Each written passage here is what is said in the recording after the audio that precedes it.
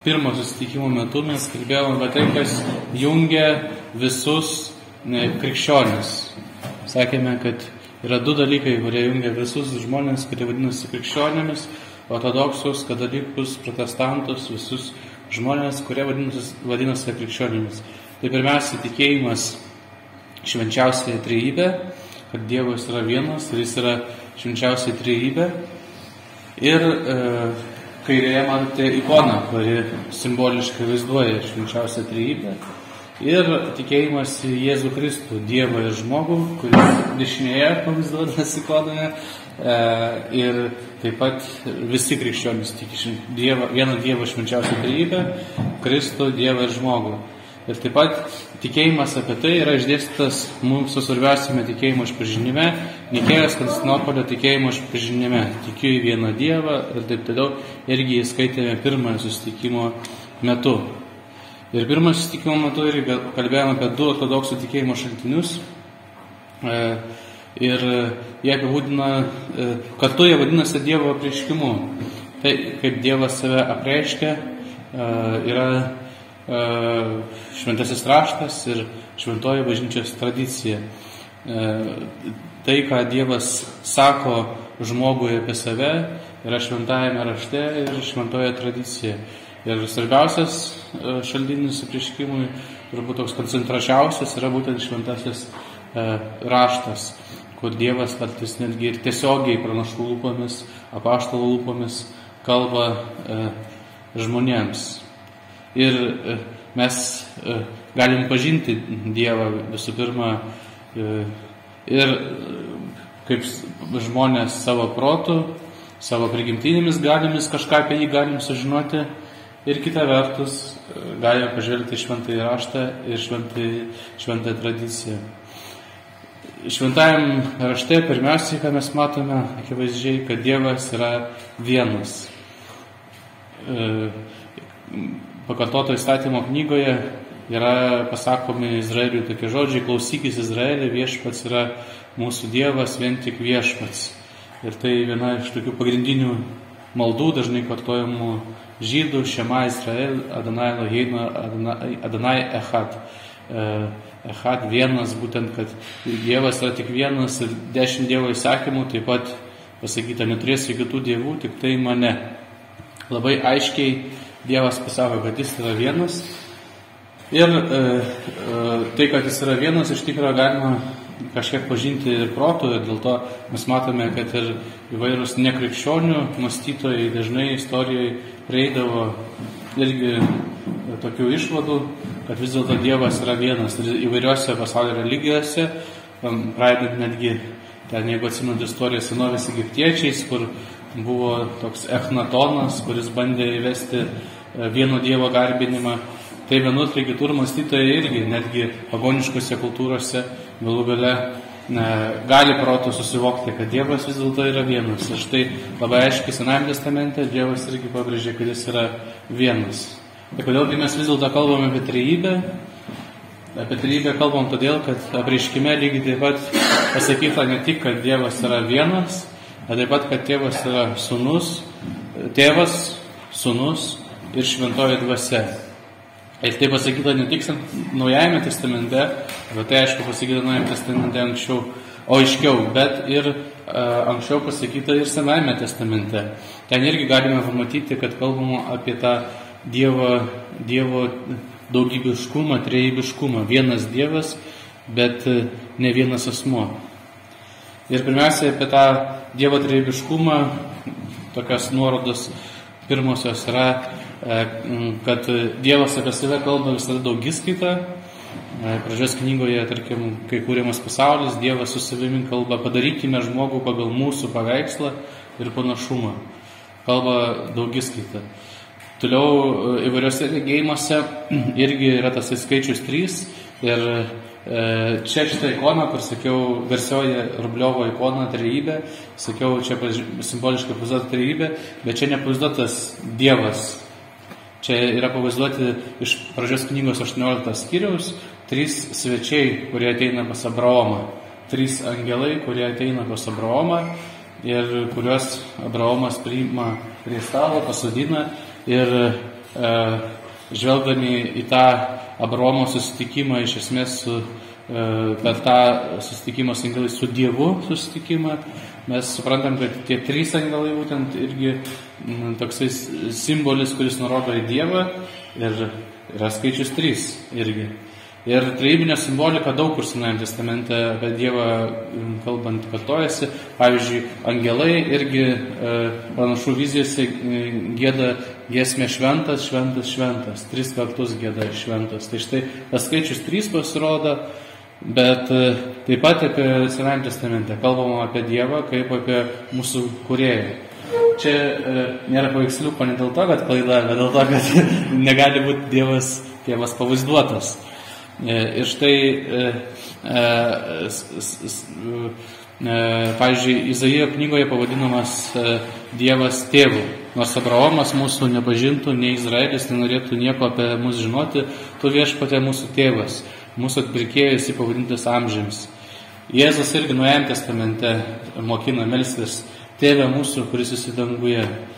Ir taip pat su tuo galima sėti ir tą pasakymą, Dievo nieks niekada nėra matęs. Iš Jono Evangelijos, iš Jono laiškų apibūdinamas kaip tėvas, kuris visus mus sukūrė, visus mus myli, visus mus globoja kaip tėvas, ir kuris tuo pačiu yra štai be kūno, amžinoji dvasia, kurios negalime kažkaip pavaizduoti, pamatyti, bet kartu ir Dievas dar yra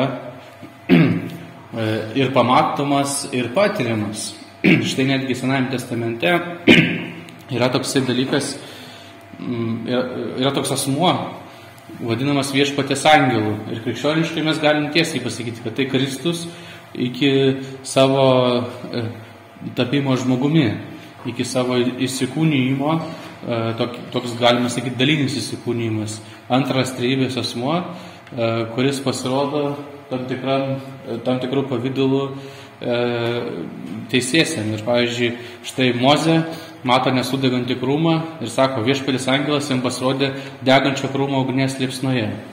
Kai Viešpats pamatė, kad Mozė pasuko pasižiūrėti, Dievas pašaukė jį iš degančio krūmo. Mozė, Mozė. Ir čia taip skaitant galima užsiduoti klausimų. Tai vis dėlto Viešpatės angelas jam pasirodė, ar Dievas jam pasirodė? Ir lygiai taip pat Jozuė, tarkim, ten ir kitose vietose, kai susiduria su Viešpatės angelus, staiga kitoje eilutėje sakoma, kad jam kalba Dievas.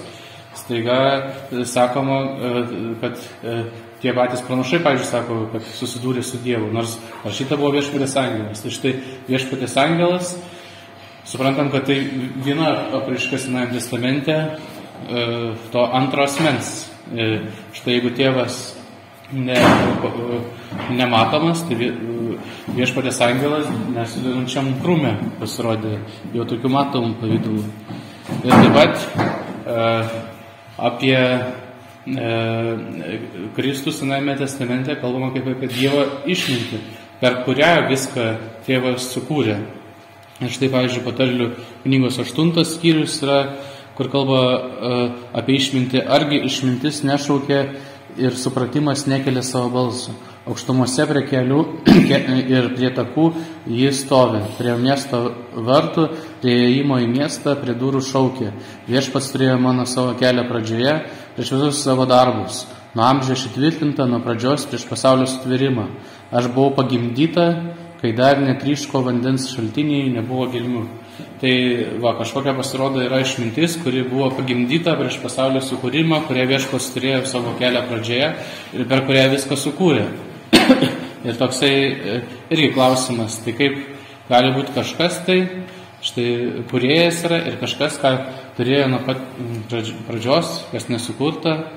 Ir taip pat 9 skyriui Patarlių knygos išmintis iš vis taip labai pranašiškai kalba. Parašyta išmintis pasistatė namus, išsikirto 7 kolonas. Jį papjovė gyvulius, sumaišė vyną ir padengusi stalą pasiuntė tarnaitės šaukti miesto aukščiausiose vietose. Neišmanėliai ateikite, kam trūksta supratimo, jis sako, ateikite, valgykite mano duonos ir gerkite vyno, kurį sumaišiau. Irgi taip krikščioniškai skaitydami, matome, kad tai nurodo į Kristų, į išmintį ir 1000 metų Konstantinopolio pagrindinė katedra šiandieniniam Stambulė buvo būtent pavadinta tuo vardu Hagija Sofija, šventoji išmintis.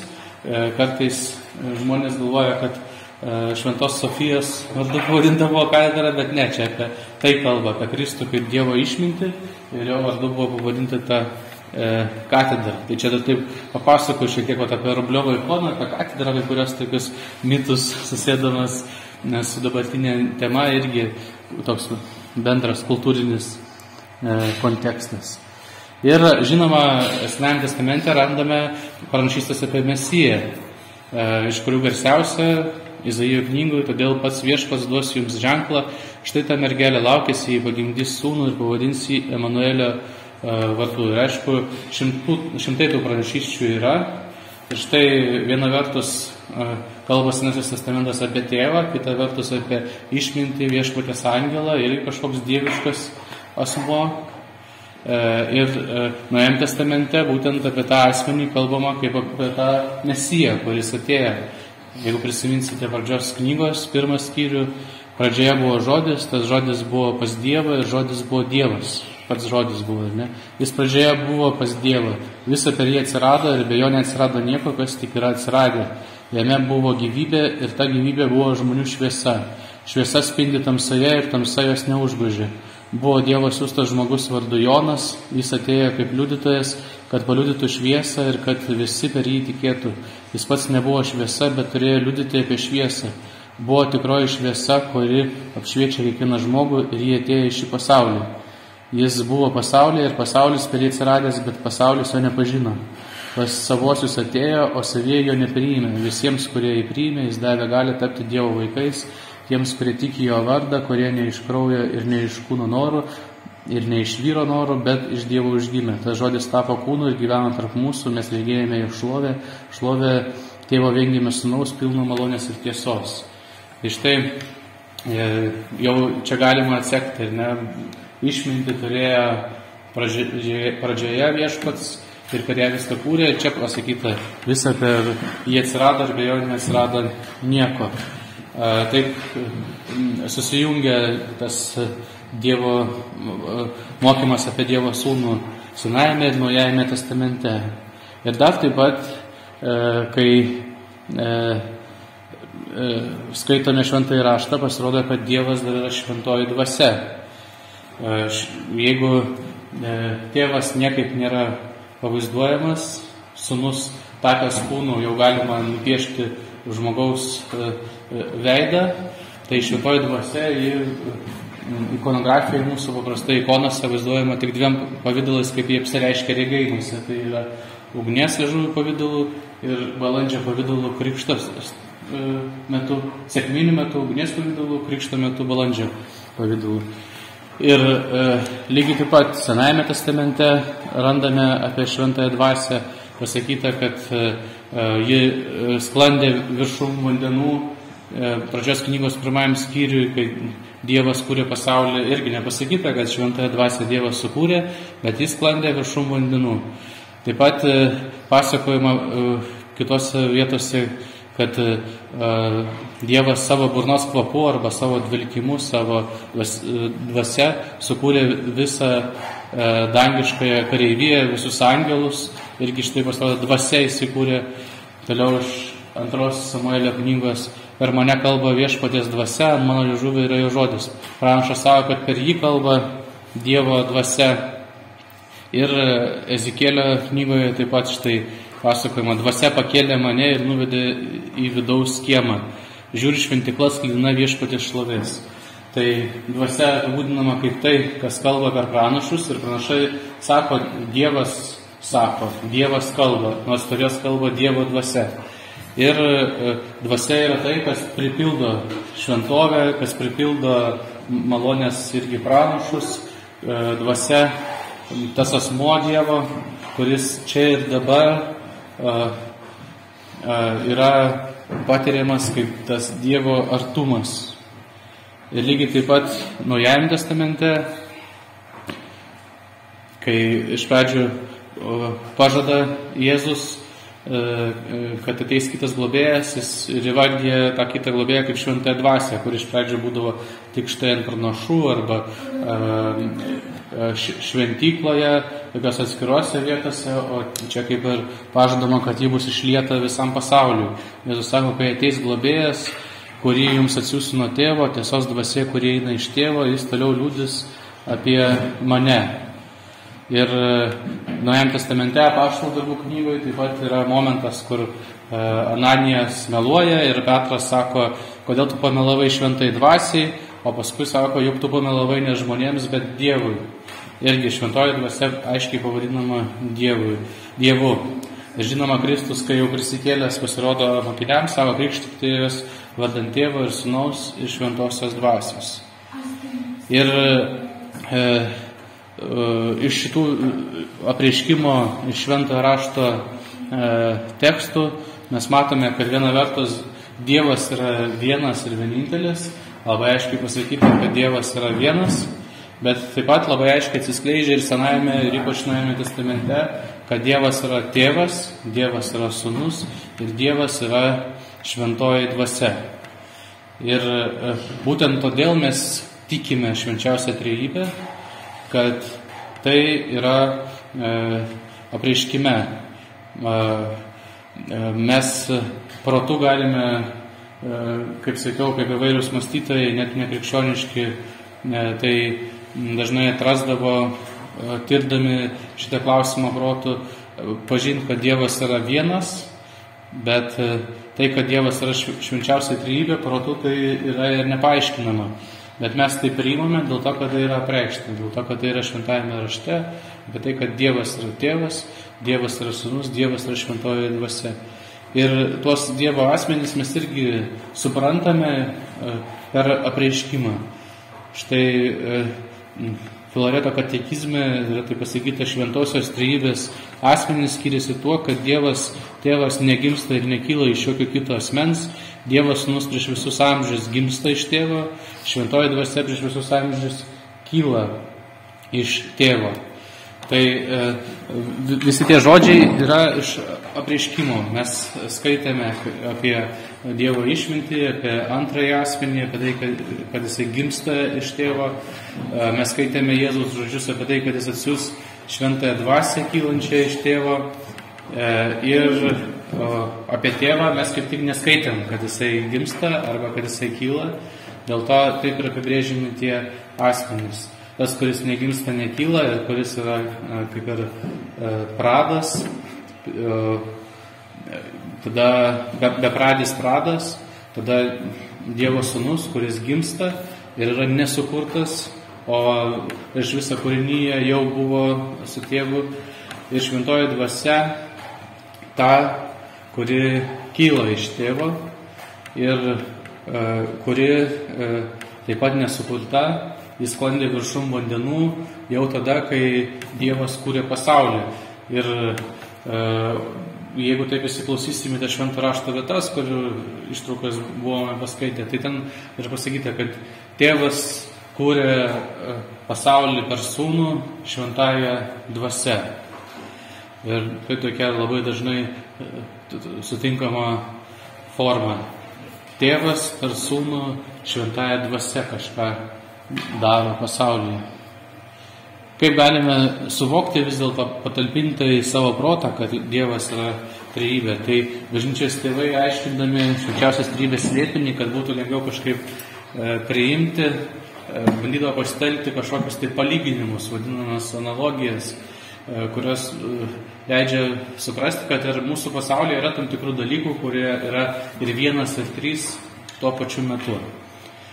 Tai turbūt iš čia išvardintų tokių pats gal paprasčiausias ir toks netiksliausias palyginimas yra Švento Patriko Trilapis dobilas. Kai Šventas Patrikas skelbė Evangeliją Airijoje, reikėjo kažkaip tai paaiškinti, kaip gali vienas būti trys. Jis paėmė Trilapį dobilą ir sakė, štai yra vienas dobilas, o to pačiu trys, nes trys yra lapeliai. Bet aišku, šitas palyginimas, kaip ir visi palyginimai, yra toks nelabai geras, nes gali susidaryti vaizdas, kad 3 asmenys yra Dievo dalis, nes lapeliai yra dobilo dalis, bet taip nėra. Kitas palyginimas apie Saulę naudojamas tėvų Kapadokiečio, Bazilijos Didžiojo, Grigaliaus Nazianziečio, kalba apie tai, kad pažvelgia į Saulę, mes matome, kad yra tam tikras radas, štai Saulės diskas, kurį matome danguje ir kurį iš tikrųjų negalim žiūrėti. Jis yra ten, bet nelabai ten išeina net žiūrėti, jeigu taip susimąstytume. Bet žodžiu, yra Saulės diskas danguje, iš jo išeina šviesos spinduliai ir mes matome dėka to, kad šviesa šviečia štai viską aplinkui, šviesą irgi matome. Tai šviesa ir Saulės diskas yra skirtingi dalykai, bet tuo pačiu ir tas pats dalykas. Ir taipogi, kai šviesa krenta ant mūsų, mes jaučiame šilumą. Ir vėlgi, tai visą tai yra vienas dalykas, bet tuo pačiu labai aiškiai suprantame, kad Saulės diskas, Saulės spindulys ir šiluma yra ir kiti skirtingi dalykai. Tai Saulės diskas būtų kaip Dievas tėvas, Saulės spinduliai kaip sūnus ir Saulės šiluma būtų kaip šventoji dvasia. Ir viena vertus vienas dalykas, kita vertus 3 dalykai. Kitas pavyzdys pasitelkiamas ir Kapadokiečių, ir kurių kitų tėvų, tai palyginimas su protu, žodžiu ir kvėpavimu. Tai Dievas tėvas būtų kaip mintis prote, Dievas sūnus būtų kaip žodis, kuris ištariamas, ir šventoji dvasia kaip kvėpavimas, kuris palydi žodį. Vėlgi, viena vertus kaip ir vienas dalykas, ištariama mintis, kita vertus 3 skirtingi dalykai - mintis, žodis ir kvėpavimas, kuris palydi tą žodį. Ir kita vertus, jie vienas nuo kito neatskiriami. Jeigu nėra minties, negali būti ištartas prasmingas žodis. Jeigu nėra kvėpavimo, tai tuo atveju negali ištarti, reikia kvėpuoti pūsti orą, kad būtų ištarta. Tai dar vienas palyginimas, kaip 3 gali būti viena ir vienas gali būti 3. Ir čia dar verta paminėti tokį dalyką, kurį kažkaip tai, kaip savaime suprantama, pradėjau kalbėti, bet neapibūdinau, kad jeigu įsigilinsim į kilmę žodžio lietuviško dvasia, dvelkti, dvėsti, tai žodis dvasia yra susijęs su kvėpavimu. Ir taip pat yra ir šventajame rašte, rašto kalbomis. Graikų kalba žodis pneuma gali reikšti ir vėją, ir kvėpavimą, ir dvasią.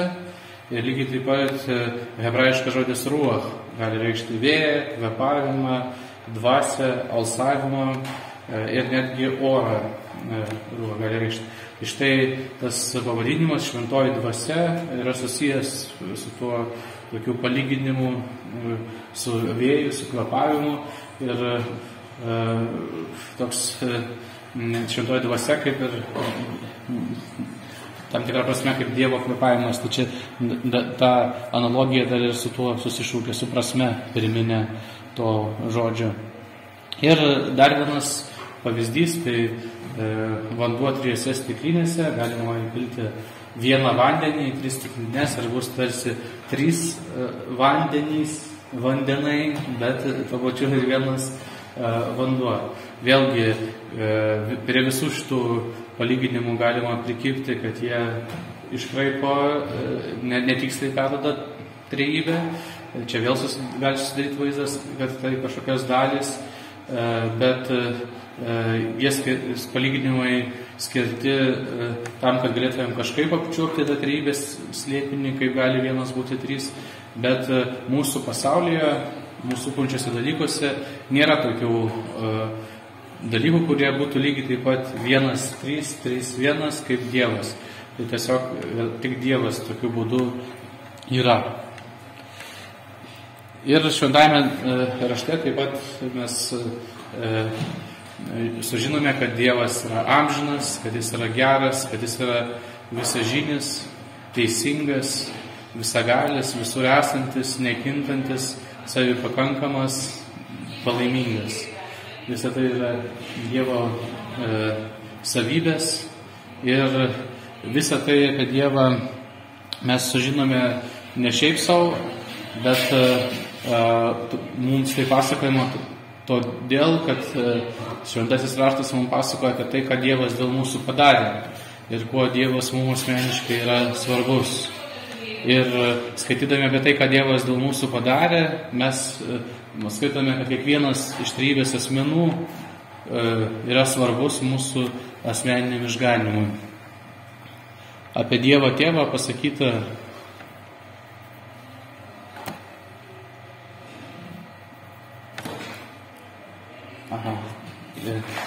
Dievas taip pamilo pasaulyje, kad atidavė savo viengimį sūnų, kad kiekvienas, kuris įtikė, nepražūtų, bet turėtų amžinąjį gyvenimą. Dievas Tėvas ne tik mūsų sukūrė, ne tik yra amžinas visažinis, kuris kažkur toli nuo mūsų gyvena ir kuriam mes nerūpim, bet jis taip pat ir nori, kad mes turėtume amžinąjį gyvenimą, dėl to jis atiduoda savo viengimį sūnų už mūsų gyvybę. Ir apie tą sūnų irgi yra pasakyta, kad jis tapo žmogumi, kad mes taptume dievais, arba jis susižmogino, kad mes būtume sudievinti, Šventas Athanazas Didysis sako. Kitaip tariant, jis tapo žmogumi, jis dėl mūsų kentėjo, buvo nukryžiuotas, po to prisikėlė, tam, kad mes Dievo malonę būtumėm pripildyti to dieviškumo, Dievo malonės, kad mes būtumėm atstatyti apie tai, ką Jėzus padarė, dar kalbėsime. Ir jo pasakojimas apie Dievo sūnų, apie antrąjį trejybės asmenį, taip pat nesavitikslis, bet tai pasakojimas apie mūsų išganimą. Ir lygiai taip pat pasakojimas apie Šventąją Dvasią apreiškime irgi yra susijęs su kalbėjimu apie mūsų išganimą. Apie Šventąją Dvasią Šventas Bazilijus Didysis sako, per Dvasią vyksta širdžių pakelimas, silpnųjų vedimas, tobulinamųjų ištobulinimas. Dvasia suspindėdama sielose, išvalytose nuo bet kokios dėmės ir bendrystė su savimi padaro jas dvasiškomis. Iš čia ateities nuojauta, slėpinių supratimas, paslapčių pažinimas, dovanų paskirstimas, gyvenimas danguje, stovėjimas kartu su angelais, nesibaigiantis džiaugsmas, buvimas Dieve, panašėjimas į Dievą ir aukščiausias visų troškimų tikslas – dievėjimas. Tai čia taip pat galima pamatyti tą schemą, kurią minėjau, kad išganimas iš Tėvo per Sūnų Šventojoje Dvasioje. Šventoji Dvasia yra tas asmuo, kuris štai ištobulina, veda, gerybių paskirstymą duoda ir dievina žmogų, daro jį dievišku. Ir kitaip tariant, apreiškimas apie švenčiausią trejybę, jis ne šiaip sau yra kažkokia tai įdomybė šventajame rašte. Štai labai įdomu, kad vienas Dievas gali būti 3 asmenys ir kad 3 gali būti vienas. Ir tai nėra tiesiog kažkokia tai sudėtinga informacija apie Dievą, neturinti tikslo, bet apreiškimas apie švenčiausią trejybę yra duotas tam, kad mes galėtume būti išganyti. Dėl to, kad apreiškimas apie švenčiausią trejybę pasakoja, kaip mes esame išganomi, kokiamis priemonėmis esame išganomi. Ir bažnyčios tikėjime viskas, kas yra, taip sakant, būtina, kas yra mūsų bažnyčios tikėjimo mokymas, kas yra būtina tikėti, visada yra susijęs su išganimu. Visą tai yra tam, kad mes būtumėm išganyti. Taigi Tėvas per Sūnų Šventoje Dvasioje. Šventoji Dvasia dažnai yra būtent tas asmuo, kuris minimas kalbant apie Dievo patirtį, apie buvimą Dievo čia ir dabar, apie Dievo artumą. Na, o toks pavyzdys praktinis, kur mūsų kiekvieną sekmadienį atliekamose apeigose mes irgi susidurime su Tėvo veikimu per Sūnų šventoje dvasioje, tai yra Eucharistijos sakramentas. Jeigu jūs atkreipsite dėmesį į pamaldų tekstus, tai eucharistinis kanonas visas nuo žodžių deramai stovėkime Dievo baimingai, aukštyn širdis ir taip toliau, visas kanonas yra nukreiptas į Dievą Tėvą. Sakoma Dievui Tėvui, ten tu atsiuntei savo sūnų ir taip toliau ir taip toliau. Ir prašoma Tėvo, padaryk šią duoną savo Kristaus kūnu, o kas šioje taurėje tavo Kristaus krauju. Kreipiamasi į Tėvą ir kreipiamasi dėl to, ką padarė Jėzus, galima sakyti per Sūnų, ir veikia šventoji dvasia, nes būtent irgi, kai mes neskaitame ir sakom, peržegdamas atnašos, prašoma, kad jos taptų Kristaus kūnu ir krauju, ir kunigas sako, perkeisdamas jas savo šventąją dvasią. Ir mes tikime, kad šventoji dvasia perkeičia tas atnašas iš duonos ir vyno į Kristaus kūną ir Kristaus kraują.